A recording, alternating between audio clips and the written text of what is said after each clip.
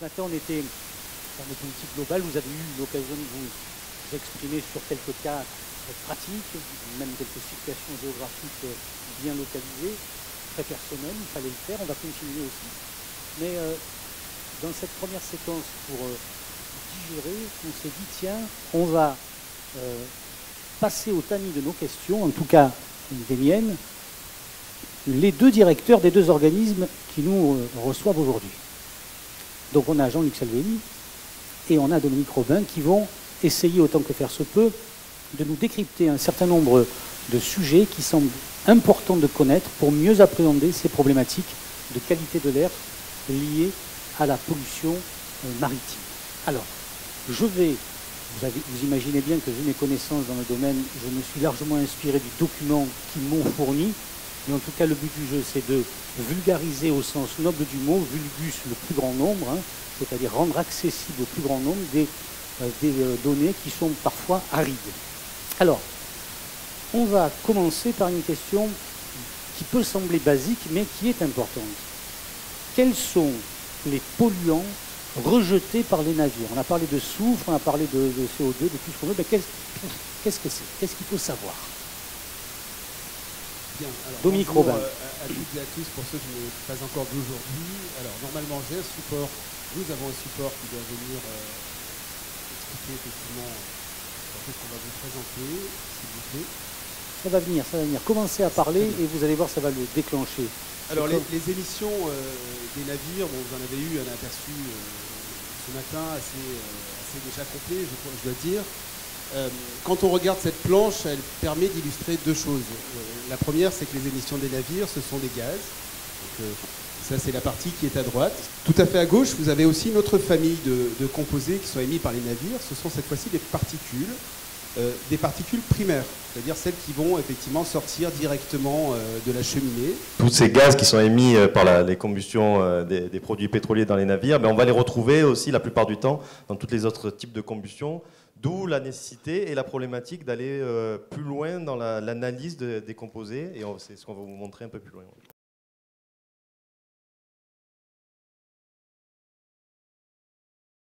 Donc on se posera la question de savoir ce que ça peut avoir comme impact, global et local. Et puis on va le comparer rapidement au diesel routier. Celui-ci on le connaît bien, on le met dans nos véhicules. Et puis le fameux GNL, le gaz naturel liquéfié, en termes de performance. Donc ce que vous avez ici, ce sont des émissions, donc ce sont des calculs qui permettent d'évaluer quelles sont les contributions pour le dioxyde de soufre, le premier, les oxydes d'azote en deuxième, le monoxyde de carbone. Et puis la famille des particules, TSP c'est toutes les particules, PM10, vous l'avez compris, 10 microns, 2,5 microns. Alors si on développe un petit peu cette planche, il y a une situation qui est très simple. Moins on a de soufre dans le carburant, moins on en retrouve à l'émission. Et bien sûr, plus on va aller vite sur cette question des carburants moins soufrés, plus on va gagner sur le soufre. Alors vous allez voir que c'est un élément important parce que le soufre c'est à la fois gazeux, mais ça fait aussi des particules. Donc c'est vraiment un volet important. Vous l'avez vu, c'est très schématique. Ce qu'on peut noter, c'est que le gaz naturel, lui, permet encore de franchir un cap. Et qu'évidemment, dans le diesel routier, on l'a un peu oublié, mais on a enlevé le soufre, tout simplement parce qu'il n'était pas compatible avec les pots catalytiques. Donc on en a très très peu aujourd'hui, en tout cas à l'émission des véhicules routiers. On verra ce qu'il en est de la ville. Si on prend un deuxième paramètre qui est extrêmement important, parce qu'aujourd'hui ça fait partie des sujets à la fois pour l'attente sanitaire, mais également si on relie un petit peu à la pression réglementaire qui a été évoquée ce matin avec l'Europe, aujourd'hui il y a des valeurs contraignantes pour les États membres qui concernent le dioxyde d'azote, donc c'est un de cette famille des NOx. Et là on voit que les choses sont un peu différentes, c'est-à-dire que le fioul lourd est le plus émetteur. Je pense que chacun le conçoit parfaitement, mais on voit que quand on passe au diesel marin, il n'y a pas un très gros écart. Oui, c'est à peu près pareil. On peut même dire que c'est quasiment la même chose. C'est assez loin du diesel routier. Vous voyez qu'on a quand même sur la route des efforts qui sont faits de façon importante. Et le gaz naturel, encore une fois, s'en sort extrêmement bien. Venons-en à la question maintenant des particules. Voilà, donc les plus fines, donc celles qui notamment ont la propriété d'aller assez loin dans l'arbre bronchique jusqu'aux nos alvéoles. On voit finalement qu'un petit peu de la même façon. Bon, le fuel lourd émet toujours plus, en effet, mais en revanche, on voit que le diesel marin, c'est quand même pas tout à fait la même performance que le diesel routier. On voit qu'on émet encore beaucoup de particules. Et puis pour le gaz naturel, en fait, aujourd'hui, on n'a pas de facteur d'émission. C'est-à-dire qu'on considère que les émissions, même si elles ne sont pas nulles, s'il y a des puristes dans la salle, elles ne méritent pas forcément d'être quantifiées à ce niveau-là. Je vais terminer peut-être avec 2 éléments sur cette planche pour aller vite. La première, c'est vrai qu'on attend ce combustible en 2020 à 0,5% de soufre. Donc il sera très important d'en comprendre sa constitution. Autant que pour le taux de soufre, c'est très clair, mais enfin pour les autres paramètres, vous voyez bien, c'est un élément important. Et puis la performance également des dispositifs qui viennent en traitement des cheminées. On a pris l'habitude, on l'a évoqué ce matin, sur nos véhicules routiers, d'avoir une performance sur les carburants, sur les moteurs, et puis maintenant le traitement catalytique, puis 97 quand même. La question de la performance des scrubbers, des traitements catalytiques. Il y a des dispositifs SCR qui existent aujourd'hui, des additifs. Bon, quelles sont les influences sur les émissions de ces dispositifs? Ça fera partie des sujets qui sont devant nous. Donc en fait, ça n'est pas la panacée. C'était ma question. Eh bien, en tout cas, au niveau local, on va le voir, ce n'est pas une réponse sans doute suffisante. Et donc, la relation ville-port, elle va devoir se nourrir d'autres actions. Est-ce qu'on sait, lorsqu'on voit arriver un bateau, selon la nature du bateau, son caractère polluant ou pas? Est-ce qu'on a une idée de ça? Si un bateau de croisière arrive ou si c'est un tanker qui arrive? Est-ce que... Alors, c'est la question pour mon collègue.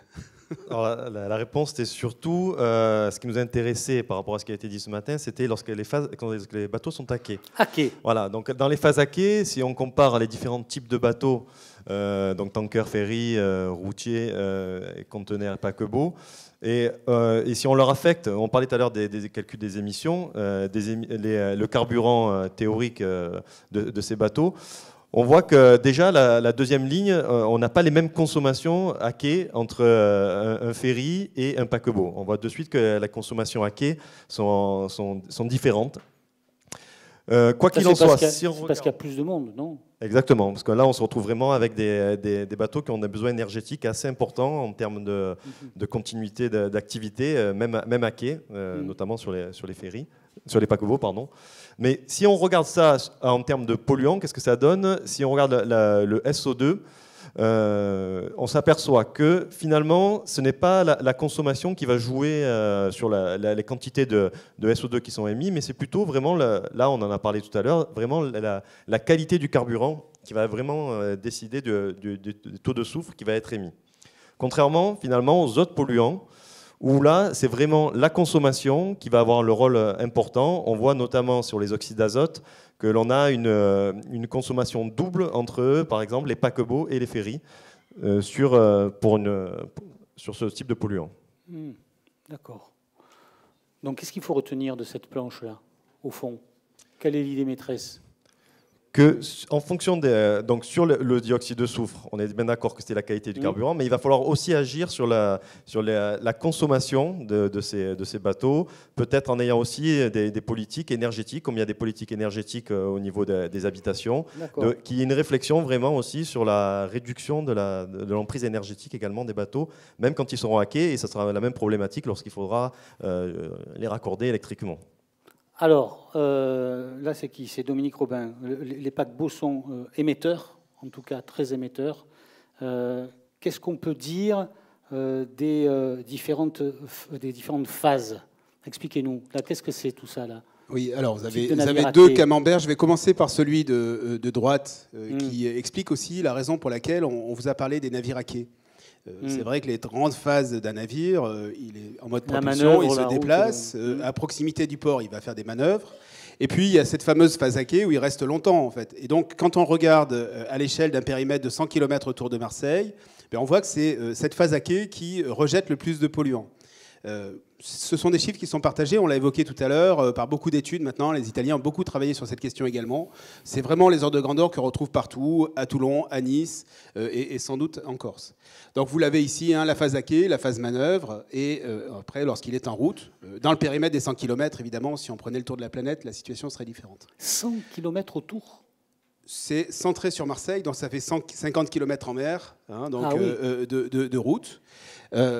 En tout cas, pour la proximité à la ville, puisque c'est le sujet principal d'aujourd'hui, c'est vraiment la question à quai et les manœuvres, évidemment, qui sont à prendre en compte en priorité. Pour votre question concernant les paquebots, on a vu, c'est vrai que les paquebots sont pointés du doigt, ils sont de plus en plus importants. Eux ont besoin de beaucoup d'énergie à quai, on l'a évoqué tout à l'heure. Quand on le relativise en fonction de l'activité, cette fois-ci, du port, alors c'est un exemple, hein, on pourrait prendre l'ensemble des autres ports, on ne l'a pas fait aujourd'hui, à Marseille. En 2016, on estime que la contribution des paquebots au rejet totaux des activités maritimes du port, c'est 18%. Donc vous voyez finalement qu'effectivement, il faut coupler les deux approches, c'est-à-dire l'information des émissions individuelles, mais aussi l'activité. Évidemment, c'est une émission en croissance. Hein. En 2007, on avait évalué à 7% sa contribution. Donc elle est de façon mécanique liée, bien sûr, au développement de l'activité. On aura des interventions tout à l'heure, notamment de Jean-François Suez, qui nous dira aussi quels sont les efforts qui sont faits par ce segment, parce qu'il faut bien comprendre aussi que ce sont différents mondes. Et on voit que pour Marseille, aujourd'hui, finalement, l'enjeu, et je salue à nouveau, mais on aura l'occasion d'entendre la méridionale, la question principale, elle est quand même d'abord sur les ferries et les rouliers, puisque vous avez près de 60% des rejets qui sont attribuables sur le périphérie de Marseille-Ville, hein, si on parlait de Fos, ce serait différent, à cette activité. Deux commentaires très rapides, juste sur la partie de droite. Ce qu'il faut aussi relativiser, c'est en quantité d'émissions. En revanche, si on compare la phase à quai et la phase manœuvre, il faut bien être conscient que la phase manœuvre est très très courte par rapport à la phase à quai. Donc finalement, les émissions sont assez importantes en masse phase manœuvre aussi. Et j'en profite pour faire une petite parenthèse. Ce matin, ça a été dit par la personne qui nous a présenté les techniques qui sont utilisées aux États-Unis. C'est passé un peu inaperçu et moi j'ai trouvé que c'était une très bonne idée. Notamment par rapport à la phase manœuvre, il a parlé d'éco-conduite, enfin d'équivalent d'éco-conduite.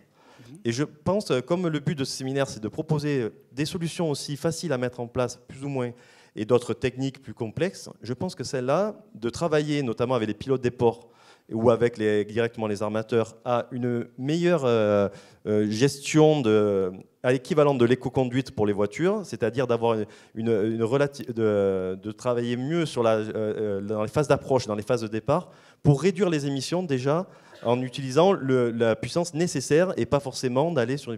C'est une question ouverte, je ne sais pas si c'est peut-être qu'il y a des armateurs qui pourront répondre. Vous savez ce qu'on va faire là, vous m'autorisez à prendre les choses en main, on va donner un micro à M. Suez qui est au premier rang. On peut lui donner... C'est décompté du temps de parole. Hein. C'est décompté du temps de parole. Vous êtes pilote. Quand vous entendez ça, vous êtes en colère ou vous dites c'est possible? C'est ce qu'on fait déjà tous les jours. Hein. Voilà. Je développerai tout à l'heure. C'est là... évidemment parce qu'il y a des règles de vitesse dans les ports. On peut les étendre à l'approche aussi.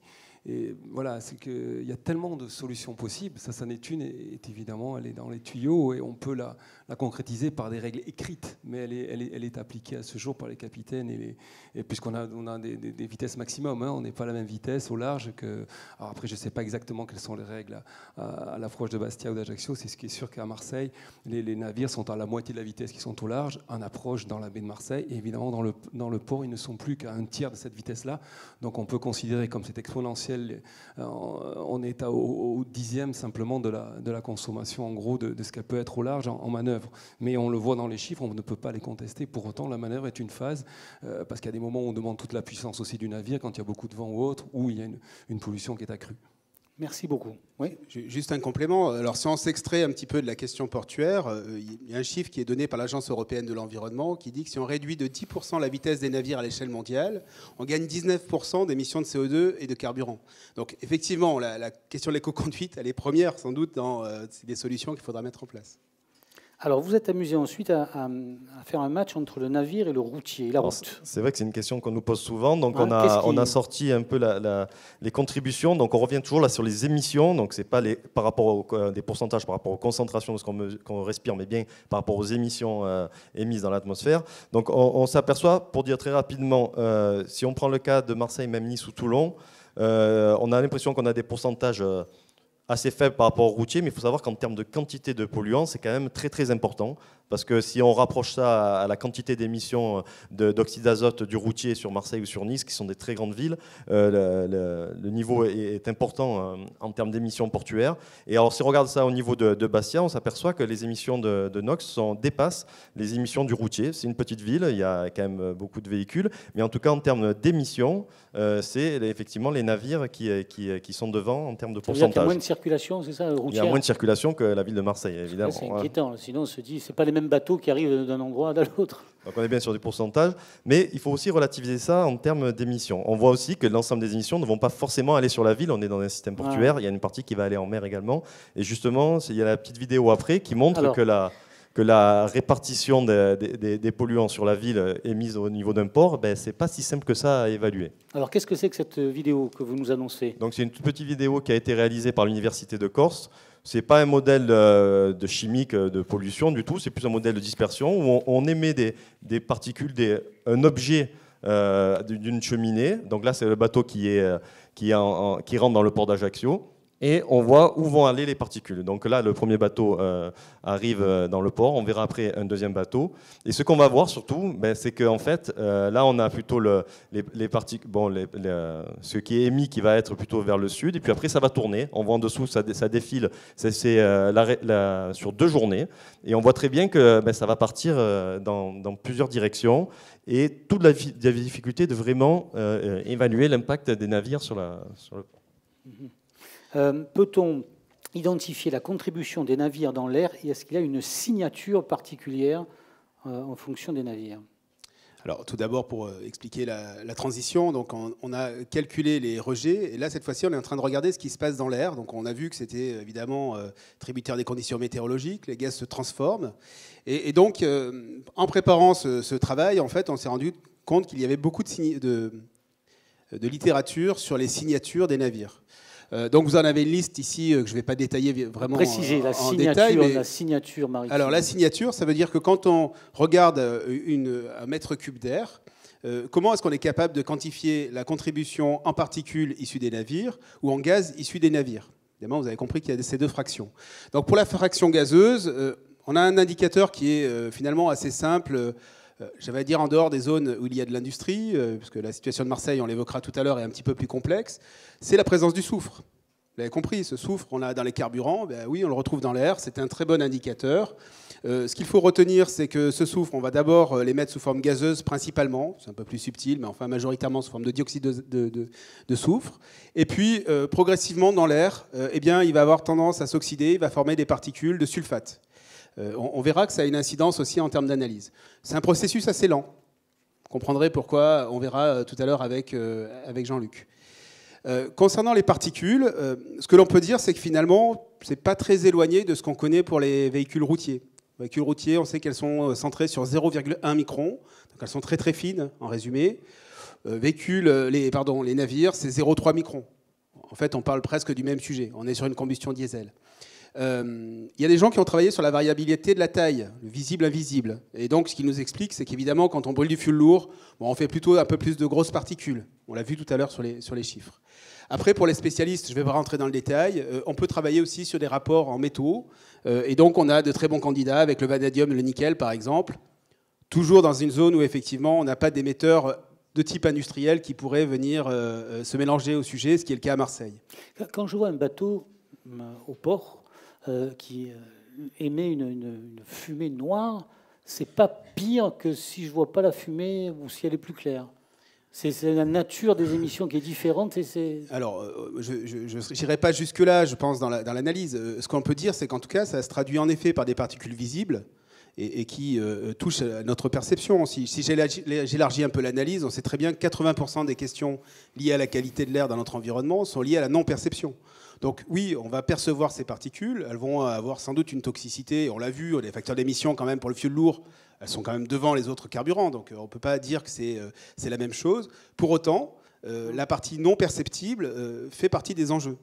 Et donc, ce n'est pas parce que vous ne voyez pas le pot d'échappement de votre véhicule ou une cheminée, quelle qu'elle soit, qu'il n'y a pas d'incidence. Et ça, c'est tout l'enjeu pour la question de l'air aujourd'hui. C'est mieux partager cette information pour qu'il y ait des boucles de rétroaction positives, y compris quand on ne le perçoit pas. La vérité d'une fumée, c'est souvent ce qu'elle cache. C'est ça. Alors après, il y a une question, je la comprends moyen. Quelles sont les teneurs en dioxyde de soufre qui, comme nous l'avons entendu, est gazeux, dans les villes surveillées par RPACA et Qualitaire Corse? C'est à l'échelle de la ville entière? Voilà, à l'échelle de la vie long terme, on a parlé maintenant là des émissions. On a bien vu que le dioxyde de soufre c'était un indicateur pour connaître, on va dire, la qualité du carburant qui est utilisé. Si on regarde que le dioxyde de soufre par rapport à la réglementation européenne, où est-ce qu'on se situe par rapport aux normes de protection de la santé? Donc là, on s'aperçoit que le dioxyde de soufre, alors il est en baisse très importante depuis plusieurs années, et que finalement, si on regarde sur la moyenne annuelle, on est de l'ordre de 1 à 5 microgrammes par mètre cube, alors que la norme est à 50 microgrammes par mètre cube.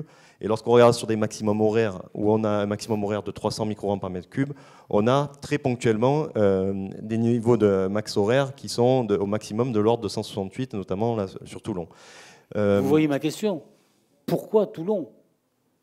Qu'est-ce qui se passe? Voilà, il faut juste se référer aux petits astérisques en bas. En fait, ce sont des données qui sont plus anciennes. Voilà, c'est-à-dire que nous, on mesure tellement peu de dioxyde de soufre maintenant dans les villes qu'on a arrêté de le mesurer de façon générale.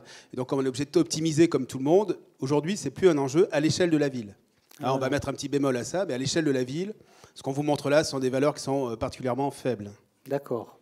Par contre, si on regarde celle d'après, on s'aperçoit que quand même le dioxyde de soufre nous aide notamment à tracer les émissions du port. C'est-à-dire que même si les niveaux sont faibles, ça nous permet de savoir lorsque l'on est sous l'impact des ports.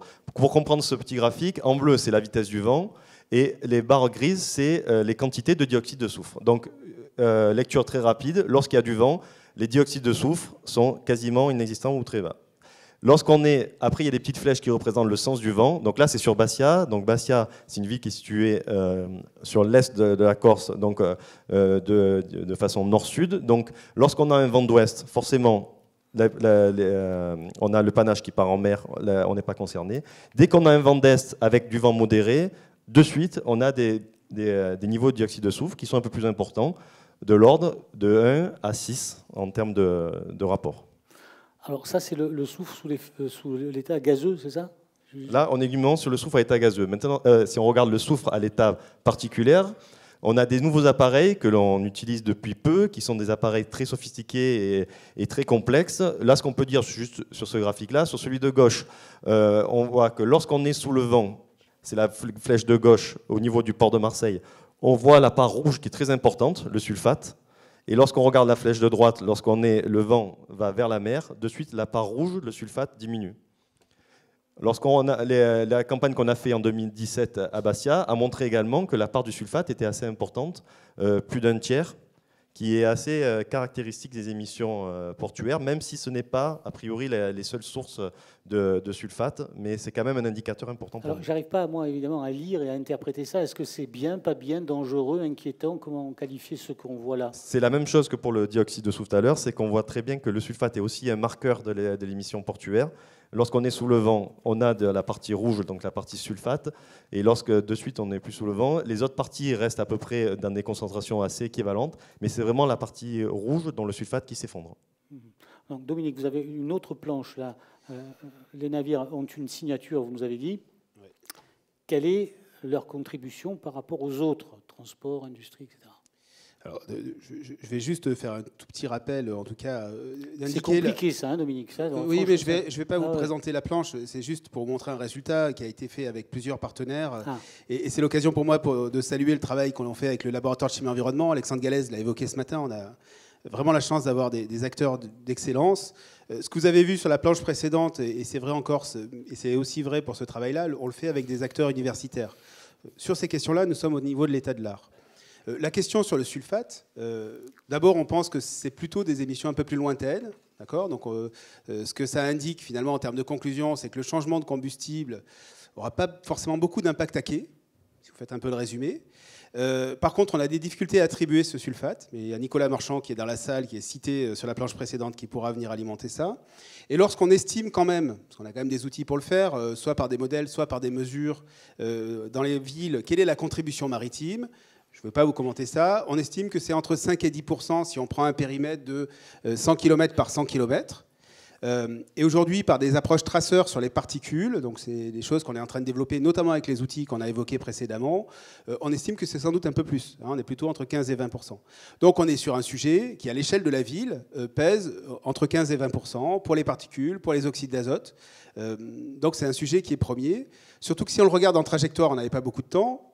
évidemment, il y a beaucoup d'efforts qui sont faits sur les autres acteurs, routiers, industriels, ça a été évoqué. Il y a des actions importantes qui sont menées sur les ports, mais ils partent un peu après. Hein. Donc, de façon mécanique, quand vous regardez les choses en tendance, eh bien, la contribution maritime a tendance à croître. On l'a vu tout à l'heure, pour les oxydes d'azote, c'est un chiffre qui est très important. C'est près d'un tiers des émissions de la ville de Marseille. Hein, voilà. Donc tout ça pour dire que aujourd'hui, on a des outils pour quantifier les choses. Au niveau de la ville, il y en a peu Si, il y a de l'azote, il y en a beaucoup. Ah oui. On l'a vu tout à l'heure. Cet azote, il va aller en mer lorsque les vents sont favorables. Mais je vous prie de croire que quand les vents ne le sont pas, c'est-à-dire un régime de brise de mer, on aura sans doute des témoignages, cette pollution, elle vient sur la ville, bien évidemment. Bon, tout ça est inquiétant. Alors après, qu'est-ce que vous avez pris l'approche réglementaire, les limites de la masse? Alors, très vite. C'est vrai que la réglementation que nous mettons en œuvre demande une surveillance des particules sous la force de la masse, c'est-à-dire la concentration massique. En gros, on pèse les particules. Claire Pitola, ce matin, nous a montré des filtres. On voit un peu la limite aujourd'hui, on ne le découvre pas, mais elle est assez criante pour l'approche concernant les navires. On pourrait transposer ça aux routiers également ou à l'industrie. Ce que vous avez ici, c'est un travail qui a été réalisé par Merico et al. En 2016, qui vous montre l'évolution pour différentes phases. Donc vous avez le départ, l'arrivée, autoling, c'est le quai, d'un navire, pour la fraction de 1 micron, on va qualifier encore un petit peu grossière, et 0,25 microns, 0,3, vous avez vu tout à l'heure. Ce que vous voyez se dessiner, c'est assez clair, c'est-à-dire que pour 1 micron, vous avez une évolution qui est assez smoothie, hein, elle n'est pas très claire. Par contre, lorsque vous regardez les très fines particules, vous pouvez identifier l'arrivée et quasiment l'activité du navire. Ce que ça veut dire, c'est que c'est vrai que cette fraction de 10 microns et de 2,5 microns en masse, on va le voir tout de suite après, elle est compliquée pour nous aujourd'hui pour faire le lien avec les activités, tout simplement parce qu'une particule de 10 microns, souvent d'origine terrigène, ou les grosses particules dont on parlait tout à l'heure pour le fioul lourd, si on la compare à 0,01 micron, d'accord, c'est à peu près ce qui est émis par les véhicules diesel, vous voyez qu'il en faut 1 milliard pour faire une seule particule de PM10. Et donc en termes de suivi, on voit aujourd'hui la limite de la réglementation, et quand France Nature Environnement, qui est dans la salle, fait des comptages, c'est vrai que ce n'est pas toujours très agréable parce que c'est un peu en mode lobbying pour certains, mais au fond, ça montre quand même la ligne à suivre. Sur ces particules, on va devoir s'intéresser à cette question du nombre et mieux qualifier, d'abord bien sûr les teneurs, mais aussi pour mieux accompagner les actions. Parce que vous voyez bien que si on s'intéresse aux plus grossières, peut-être qu'on ne verra pas forcément les efforts qui sont conduits par l'ensemble des acteurs, que ce soit les armateurs ou les acteurs portuaires. Bien, what else? Alors on est en train de me dire, on prend du retard. Alors on termine. Prendre du retard. Alors, qu'est-ce que vous voulez qu'on retienne? Qu'est-ce qui vous paraît essentiel pour la suite? Allez-y. Donc, au final, les Qualitaire Corse et RPACA sont les observatoires de qualité de l'air, mais ce n'est pas pourtant qu'on n'est que des observateurs. On se veut aussi acteurs, et notamment dans l'accompagnement du développement et des solutions. On développe, vous en avez vu des extraits, ou si vous n'avez pas vu, vous pourrez venir nous voir sur nos stands, des outils de modélisation pour pouvoir tester justement les différentes technologies, différents carburants, de pouvoir aider les ports à planifier et à organiser leur trafic, et également l'ensemble des activités qui peuvent être annexes, parce qu'on a beaucoup parlé des émissions des bateaux, mais effectivement tout ce qui est émissions aussi du routier et puis des marchandises, c'est réel, et il faut aussi prendre en compte ce type d'émissions. Voilà, et pour vraiment, je ne parlerai évidemment pas, mais je ne me doute pas que la Méridionale interviendra en ce sens, vous dire aussi que tout ça, on a besoin de le faire. On l'a beaucoup parlé depuis ce matin, de l'importance d'avoir les acteurs autour de la table. Mais nous, en tant qu'acteurs, d'abord de thermomètre, mais aussi d'accompagnement des actions, du suivi, on a besoin de la meilleure information disponible. Et pour ceux qui n'ont peut-être pas encore pris le temps de le faire, on a ce partenariat avec le Lab in the Air qui finalement a montré comment cette question pouvait aujourd'hui se mettre en musique. Alors, pour Marseille, c'est le Smartport, mais je ne doute pas que ça peut avoir d'autres formes pour d'autres territoires. Et au fond, c'est à la fois de comprendre quelles sont les activités, quels sont leurs rejets, quelles sont les évolutions de ces rejets, à la fois en mer, dans le port, sur la ville. On a parlé beaucoup des pollutions induites. Et au fond aussi d'accompagner ce jeu d'acteurs. Vous le comprenez, donc on pense qu'avec ce type de nouvelles démarches, eh bien, on va permettre d'accroître finalement le fameux carrefour des acteurs qu'évoquait Pierre-Charles Maria en introduction ce matin, pour faire en sorte que l'air s'améliore, parce que c'est bien la finalité. Est-ce qu'on a des questions sur... Une précision d'horloger suisse. Attendez. Non, je me dis, sur Twitter, on a des questions ou pas? Pas encore. Alors, monsieur, allez-y. Oui, pas toujours les mêmes. Il a parlé ce matin, non, le monsieur là? Oui, j'ai parlé. Oui, juste une précision. Dans un slide, vous comparez le trafic routier et le trafic navire, donc les rejets au port de Bastia. Sur le slide d'avant, vous parlez que ce sont Bastia a beaucoup d'escales inférieures à 2 heures. Quand on a une escale qui est inférieure à 2 heures, je tiens à le préciser à l'audience, vous ne passez pas au diesel marin, vous restez au fioul lourd. Voilà, donc ça on va dire, implique cet écart énorme à Bastia, qui est un port où on a beaucoup de ferries qui sont en escale courte de moins de 2 heures. D'accord. Voilà, on reste au fioul lourd. Sur la période de 4 mois, on a 60% des traversées qui restent moins de 2 heures, effectivement. Voilà, exactement. Donc c'est quelque chose à préciser, et c'est peut-être une voie d'amélioration qui peut être... C'est une autorisation qui est effective aujourd'hui, mais bon, on sait que certains navires, comme par exemple la Corsica Linea, ou comme la Méridionale, nous restons à quai 12 heures, nous arrivons à 7 heures le matin, nous repartons à 7 heures le soir. En gros, je vous la fais court. Dans la demi-heure qui suit la fin de la manœuvre, nos moteurs passent sur des moteurs auxiliaires qui sont alimentés par du diesel marin, qui, comme vous le montrez ici, sont beaucoup moins polluants que du fioul lourd. Et sur le slide d'après, vous précisez que les escales inférieures à 2 heures. Alors, après... Voilà, c'est assez intéressant de le signifier pour le port de Bastia. Attendez. Vous voyez, carburant, si inférieur à 2 heures. On a bien compris. Est-ce qu'un Toulonnais veut la parole? Non? Parce qu'entre midi et 2, attendez, on a réglé des comptes. Alors allez-y, un Toulonnais. Je joue gros, là. Merci. Bien, c'est vrai que ce matin, c'était tout à fait intéressant. Moi, j'ai appris beaucoup de choses au niveau de Marseille, de ce qui a été fait par les grands ports de Marseille en particulier, alors qu'à Toulon, on est dans ce qu'on appelle le calme plat par rapport à tout ce qu'on voit ici ou tout ce qu'on a vu en Corse. On a vraiment un calme plat au niveau des élus et de l'État. Pour vous donner par exemple un exemple, le PPA, c'est-à-dire le plan de protection de l'atmosphère, qui est important, qui est de 83, pour 83, ne prend pas en compte les ports civils. Il ne prend que les ports militaires. Que les ports militaires, ne prend pas en compte les ports civils. Ça, c'est plutôt gênant. La deuxième chose que je voudrais dire, mais ça, c'est en dehors des discussions que l'on a actuellement, c'est qu'on a aussi des rejets nucléaires à l'intérieur. Ah non, mais ça, c'est autre chose. Alors, effectivement, oui. Alors, monsieur là-bas, et après madame, promis. Alors, allez-y. Le monsieur... Allez, c'est encore Toulonnais, excusez-moi. Ouais, il se venge.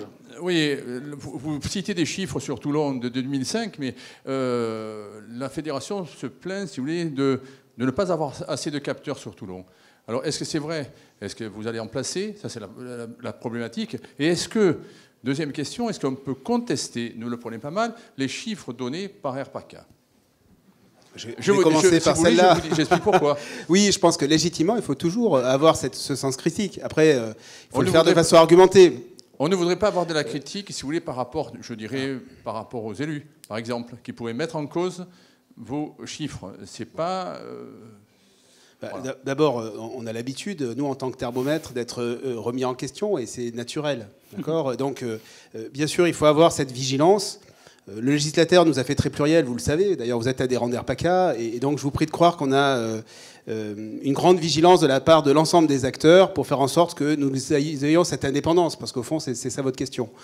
Bon, moi, je peux vous dire à titre personnel que je considère qu'on a effectivement cette chance, et c'est pas gagné tous les jours. Donc après, il faut avoir cette vigilance que vous évoquez. Après, sur la question, simplement, je réponds à la première question très vite. Oui, c'est vrai qu'on a, sur cette question des navires, ça a été dit ce matin, peut-être que si on fait une petite autocritique, on a mis du temps à prendre la mesure de cette question, clairement. Et donc, on a un programme qui démarre, là, cette année. Vous savez, Airpaca a lancé des grands programmes avec l'idée de servir surveiller et informer pour agir. Et nous allons travailler de façon très concrète avec l'ensemble des 3 ports de notre territoire. Et le territoire de Toulon n'y fera pas exception. Donc on ira faire des mesures complémentaires, chez les riverains en particulier, mais pas simplement dans une finalité d'avoir une photo. On a besoin de cette information pour savoir quel est le niveau d'urgence, mais aussi pour accompagner les actions. Donc ça, c'est vraiment le fil conducteur de ce que nous avons lancé, sans doute l'année prochaine ou l'année suivante pour Toulon. L'année prochaine à Marseille, c'est sûr. Monsieur, et puis après madame.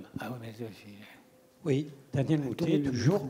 Je me pose la question, moi, quand je vois le slide suivant, quand on parle du diesel automobile routier, mais moi, là, je considère que ce n'est pas exact du tout, parce qu'il faut considérer aussi l'essence, avec les échappées dedans, avec de multitudes de polluants. On parle du diesel routier, mais l'essence, c'est pareil. Sinon, pire, avec les échappées, pourquoi on n'en parle pas là? Pourquoi on reste figé sur le diesel? Pour comparer. Je n'arrive pas à comprendre, là. Oui. L'essence est très polluante aussi. C'est vrai, Daniel. En même temps, on mais préfère mettre... On a compris. Il faut le dire. Attendez, alors, allez-y. Alors, très rapidement. Donc, c'est vrai qu'on ne pouvait pas mettre 50 000 informations. On aurait pu le comparer à l'essence. On aurait eu des chiffres inférieurs quand même, contrairement peut-être à ce que tu évoques. Le diesel routier, finalement, quand on parle de diesel marin, on a un peu rapidement tendance à faire cet amalgame. Donc on a voulu montrer vraiment les facteurs d'émission. On pourrait le faire avec l'essence, absolument. Madame. Oui. Vous m'entendez? Oui. Oui, bonjour, je suis Sophie Camard, je suis la suppléante de Jean-Luc Mélenchon et j'ai longtemps été élue écologiste à la région. Et j'avais justement une question sur, pour moi, la sortie du diesel et les priorités industrielles en fait, qu'il faudrait fixer aujourd'hui. Au préalable, pour aboutir à cette question, je voulais quand même me féliciter de la journée parce que, ayant été élue écologiste pendant un certain temps, je mesure le chemin. Je voulais quand même rappeler qu'il n'y a pas si longtemps que ça, on parlait du vent là tout à l'heure, c'est pour ça que ça m'y a fait penser. On disait ici qu'il n'y avait pas de problème de pollution de l'air parce qu'on a le Mistral. Bon, j'espère que je vois qu'on a avancé dans le débat. Quand on a eu la L2, on avait de la difficulté aussi de parler de sujets comme la pollution de l'air. Et c'est pour ça que le débat est si vivace sur les bateaux, parce que ce sont un peu les derniers arrivés qui payent un peu peut-être le plus lourd tribut dans le débat, parce qu'ils se rajoutent à d'autres débats sur lesquels on n'a pas assez avancé. Ça, c'est un peu sur le contexte. Du coup, quand je regarde là ce qui était présenté, pour connaître un peu les sujets de transition énergétique, vous avez raison de rappeler à la fin, on sait que la transition énergétique, c'est une diversité de solutions qui s'adaptent. Mais moi, avec le temps, aujourd'hui, je dirais aussi qu'on est à une période où même les industriels nous disent mais où est-ce qu'on met la priorité? On sait qu'en ce bas monde, l'argent ne court pas les rues pour faire tout en même temps. Et on sait que les industries ont besoin de signaux clairs, on sait que les institutions ont besoin de signaux clairs. Du coup, moi, quand je vois par exemple ce que vous nous présentez, moi j'aurais envie de dire, j'aurais pas trop envie de perdre du temps sur le diesel et j'aurais envie par exemple de mettre le paquet, en tout cas de mettre à la discussion le développement du GNL ou le développement de l'électrique au port si on arrive à débloquer la production d'énergie photovoltaïque sur le toit des hangars. Je sais que c'est bloqué actuellement. Voilà, ma question, elle est, quelle priorité, une journée comme aujourd'hui, ça donne envie de continuer de se mettre autour de la table et de se dire, en fait, où est-ce qu'on met le paquet au-delà de, on ne sait pas trop, alors on va faire par petites touches un peu partout. Voilà. Donc le gaz naturel est la panacée, c'est ça? Mon collègue complétera, mais d'abord, c'est vrai que ça, c'est un des faits complexes avec l'air. C'est qu'on n'a pas la solution. Et d'ailleurs, je pense que ce que vous venez d'exprimer le dit très bien. Après, quand on décortique un petit peu cette question, on voit bien qu'on a des leviers de façon assez classique, comme pour la route d'ailleurs, sur la partie technologique. Bon, on a évoqué effectivement les carburants, on sent que là, ça frémit.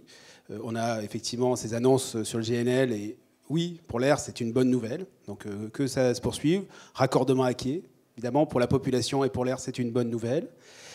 Les actions de planification, on évoquait avec Christine Cabos que le travail que nous avons engagé maintenant avec Smartport, la position des activités, des navires, de la façon dont les véhicules ensuite circulent dans la ville, que ce soit des poids lourds ou des véhicules légers, ça c'est un sujet aussi important. Donc on est toujours sur des sujets structurels. Et après, le président Alfonsi évoquait ce matin le fait d'être capable de proposer aussi des choses à court terme, parce qu'on comprend bien que les autres relèvent souvent d'investissements importants, de plans stratégiques. Et c'est vrai que nous, ce qu'on a aussi envie d'accompagner avec des outils de prévision, par exemple, peut-être la meilleure circulation de l'information, ce sont des actions conjoncturelles. On a bien compris que la santé, c'était le chronique. Et en même temps, quand la fumée des navires arrive sur les côtes, c'est pas la même chose que quand elle va vers la mer. Donc quels sont les leviers qui peuvent être actionnés en complément? Et moi, je vais peut-être un peu vous décevoir, mais au fond, que ce soit sur l'industrie, même si évidemment c'est peut-être le plus simple, et je mets vraiment un bémol à cette question-là, mais en tout cas pour toutes les approches territoriales, on sait bien que c'est un panel de ces 3 solutions et qu'elles se complètent. Hein, et donc, voilà. Pour le grand soir, ce sera pour peut-être plus tard, mais on a besoin d'agir sur l'ensemble des niveaux. Allez, encore 2 questions, et après on enchaîne sur d'autres éléments. Vous allez voir, vous aurez l'occasion de poser d'autres questions. Monsieur avec la barbe blanche. Il faut bien le décrire, il a une barbe blanche. Il est arrivé un peu trop tôt. C'est pas le plus important. Donc, mon nom est Marin Corus, je vais prétendre parler au nom des citoyens. Oui, c'est la question naïve des citoyens, des techniciens, des décideurs, qui nous ont bien expliqué. Notamment, donc ma question va porter sur pourquoi ne pas mettre en œuvre directement, tout de suite, sans délai, l'alimentation des bateaux de croisière par l'électricité. Ça paraît... voilà.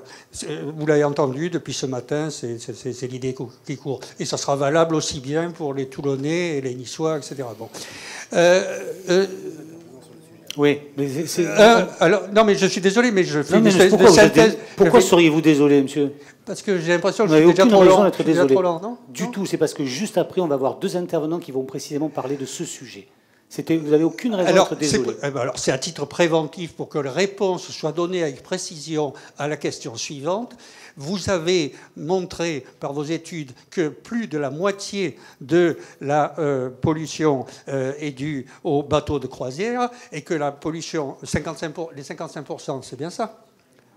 C'était les navires à quai, donc c'est les navires de croisière et les autres navires, et les navires de croisière à Marseille, c'est 18%. Excusez-moi, je suis fatigué, mais c'est bien ce que je voulais dire. Du moment que c'est 55% des navires à quai, la solution d'alimentation électrique s'impose dans ce cas-là par rapport aux deux ou 3 autres solutions. On essaiera de voir pourquoi ça n'est pas généralisé, pourquoi ça... Ah non, je vais aller dans la continuation de l'écologiste collaboratrice de Mélenchon, mais je vais être plus précis que ça. Non, mais ne nous embrouillons pas. J'ai vu que, enfin, ça va nous être rappelé tout à l'heure, que le portique électrique pour la méridionale a coûté 3 700 000 euros, c'est-à-dire peanuts au niveau... Non mais soyez attentifs. Je suis à fond, je ne fais que ça, vous écoutez. Si vous voulez, je m'approche, je viens avec vous, vous me parlez à l'oreille. Voilà. Donc, deuxièmement, j'ai lu dans la Provence, il y a au moins 3 ans, que la pose de ce câblage des bateaux de croisière aurait 1 an de retard, il y a 3 ans. Donc ma question est archi précise. Vous pouvez passer le micro à M. de Reverchon devant vous, parce que lui, il a mis de l'électricité. Vous pouvez me laisser finir on vous dit bonjour, vous dites le reste, là. Hein. Non, je vais poser ma question précisément. Quel est l'obstacle à la pose de ce câblage qui a été prévu il y a 3 ans? Est-ce que c'est un obstacle financier? Je viens de dire que c'est peu crédible. Est-ce que c'est un obstacle technique? Ça a juste été évoqué ce matin, la connexion du câble par rapport au bateau. Que l'on nous explique un peu mieux. Pourquoi? Parce que la population, quand la population, mais marrez-vous si vous voulez, mais quand la population n'a pas une réponse claire et nette à ce genre de questions, elle invente, elle dit c'est le grand complot. Et je crois que vous avez plus avantage, vous les décideurs, etc., à avoir la population avec vous, qui vous fait confiance pour aller vite et bien, plutôt que de l'avoir contre vous. Parce que là, pour la première fois, j'ai pensé à ça, vous pouvez en rire, depuis la Grande Peste de Marseille, c'est la première fois qu'un péril... si on revient à 1720, là, alors là... Monsieur, je fais une association que peut-être votre cerveau va permettre de comprendre. Ça concerne strictement toute la population qui se compte à 2 millions, puisque votre carré est de 100 km au carré. Donc, quand toute une population est concernée par un mal létal. On ne l'a pas encore dit ce matin, il s'agit principalement de cancer du poumon, qui est un cancer létal. Bon, et il y en a de plus en plus. 2 dans ma rue. Donc, la population... Monsieur, est-ce que je peux me permettre? Je termine, je m'arrête là. Je dis, veuillez nous expliquer pourquoi cette solution dont vous avez montré qu'elle serait tout de suite efficace en limitant la population, la pollution avec vos chiffres, ou quel est le retard de la pose d'un équipement qui coûte moins de 4 millions. Voilà. Pardon. Monsieur, on va demander à monsieur Reverchon qui lui l'a installé. Boileau disait... Tout ce qu'on dit de trop est fade et rebutant, l'esprit rassasié le rejette à l'instant. Ben, vous avez répété 3 fois la même chose et vous nous avez fait perdre du temps et je me permets en tant que maître de cérémonie de vous le dire. Voilà, c'est à la limite de la courtoisie. Monsieur Reverchon, non. Monsieur Reverchon, expliquez-nous, vous avez installé de l'électricité, est-ce que c'est cher? Pourquoi vous ne l'avez pas fait avant? C'est ça qu'on vous reproche aussi. Donc Marc Reverchon, le président de la Méridionale, pour parler de l'expérience que nous avons acquise sur ce dossier. Attendez. Il faut dire que, la première chose que je voudrais dire, ça a été dit, mais il faut absolument en être conscient, c'est qu'il n'y a pas une solution. La connexion électrique des navires à quai n'est pas la solution, c'est une des solutions possibles. Ça, c'est absolument fondamental de le comprendre. Pourquoi, pour nous, ça avait un sens, a priori? C'est parce que nous avons tous les jours 2 bateaux ou un bateau en Corse ou à Marseille, et qu'en plus, il reste à quai très longtemps, 12 heures.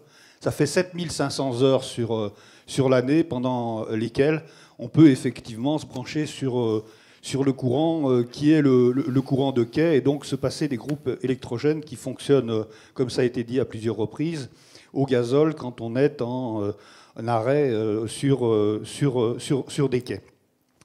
Donc ça, c'est une circonstance qui était effectivement très favorable et qui ne se retrouve pas avec d'autres bateaux qui peuvent fréquenter des tas de ports où il faut avoir à chaque fois une installation, et qui parfois une installation qui peut être différente en fonction des caractéristiques techniques électriques que l'on peut rencontrer. Qu'est-ce que ça apporte, cette connexion? Elle apporte d'abord... Ça a été dit, et on le comprend bien, une réduction très très importante des rejets, des éléments polluants. Pour donner un ordre de grandeur, et ça va vous frapper, c'est l'équivalent d'1 million de trajets entre Aix et Marseille aller-retour par an pour le CO2, 40 fois plus pour les nitrates. Donc c'est absolument significatif, mais il n'y a pas que ça. C'est aussi des économies d'entretien pour nos équipements donc, à bord. C'est aussi un meilleur fonctionnement de nos systèmes électriques. On comprend mieux ce qui se passe, comme on comprend mieux ce qui se passe en regardant autour. Donc la donnée est vraiment essentielle. Et c'est aussi, bien sûr, des conditions de travail qui sont différentes et meilleures, puisqu'il n'y a plus de bruit, il n'y a plus de vibrations sur un bateau, et donc moins de bruit aussi pour les riverains, mais également pour les gens qui travaillent dans le navire. Combien ça coûte? Ça coûte, c'était pas le chiffre de Mme Cao ce matin, n'était pas exact, ça a coûté 3,5 millions pour les navires. Pour un navire ou pour 3 navires, c'est-à-dire c'est un peu plus, c'est 1,2 million par navire. Donc d'équipements qui vous seront sans doute présentés tout à l'heure, qui sont à bord et en interface sur le quai, puisque le port, lui, il a travaillé sur ses transformateurs à lui. Donc je ne rentre pas dans les détails techniques. Qu'est-ce que ça représente comme puissance? Je vais venir dans une partie de la réponse à votre question. C'est 1,5 mégawatts par navire. C'est toujours difficile de faire des comparaisons, je pense à votre contrôle, mais c'est 1500 habitants à peu près. Donc si on passe à un bateau de croisière, il faut multiplier ça par 10, à peu près. Donc cette puissance, elle n'est pas forcément facile à obtenir, et à obtenir sur beaucoup de postes, puisque des navires de croisière, puis y en avoir 5 en même temps, ou 6 à Marseille. Donc c'est pas forcément évident. Enfin, je veux juste terminer en disant, encore une fois, il y a des solutions variables. On les a évoquées, on va les évoquer. Tout de suite, là, il y en a une dont on n'a peut-être pas beaucoup parlé, je pense que elle va peut-être apporter une solution sur un certain nombre de ports, au moins de manière transitoire, parce que changer les flottes mondiales, ça va prendre 20 ans pour passer tout ça au GNL, ce qui est probablement une solution, c'est sûr, mais ça ne va pas se faire très vite. Si on veut avoir des éléments qui sont sensibles rapidement, il faut explorer s'il n'y a pas des des groupes électrogènes fonctionnant au gaz qui peuvent être mis de manière mobile dans les ports et venir se brancher, surtout sur des navires comme les nôtres, qui sont déjà équipés avec ce qu'il faut pour pouvoir se brancher. Je pense en Corse que c'est probablement une solution à explorer, même si à terme, EDF, je pense, sera en mesure également de fournir ce qu'il faut. Il faut aussi dire qu'on a développé ça, et ça a un sens, parce qu'on fait démarrer des centrales nucléaires et pas des centrales à charbon derrière, hein, parce que sinon ça ne veut, entre guillemets, rien dire. Et je termine enfin en disant, quand on a décidé de prendre cette opération de la faire, c'était en 2014, le pétrole était à $110 le baril, aujourd'hui il est à 55, donc économiquement ça n'est pas une opération qui aujourd'hui est intéressante, mais c'est un pari sur l'avenir, on l'a fait et on ne le regrette pas, mais... Aujourd'hui, donc, c'est une opération qui couvre tout juste le petit équilibre. Voilà. Bien. Alors attendez, on va voir. Merci beaucoup, M. Reverchon, pour ces explications en toute transparence. On va évoquer les autres solutions. Donc, s'il vous plaît, on va enchaîner parce qu'on a déjà une demi-heure de retard. Hein. Non, mais attendez, vous êtes gentil, M. Ardouin, mais là, moi, j'ai un programme à respecter. Si tout le monde dit ça, on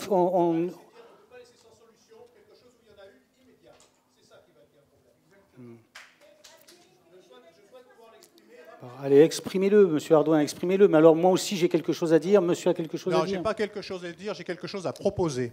Donc, on a bien parlé qu'il y avait des navires rouliers, il n'y avait pas que les navires de croisière. Donc, sur les navires de roulier, il y a des solutions immédiates qui peuvent être appliquées. Et ça s'appelle la solution mobile conteneur. Hein, ça s'appelle cold ironing. Ce n'est que du benchmarking international. Donc, il suffit que le port de Marseille s'y engage.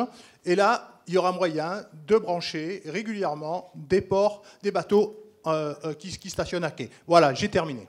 Merci.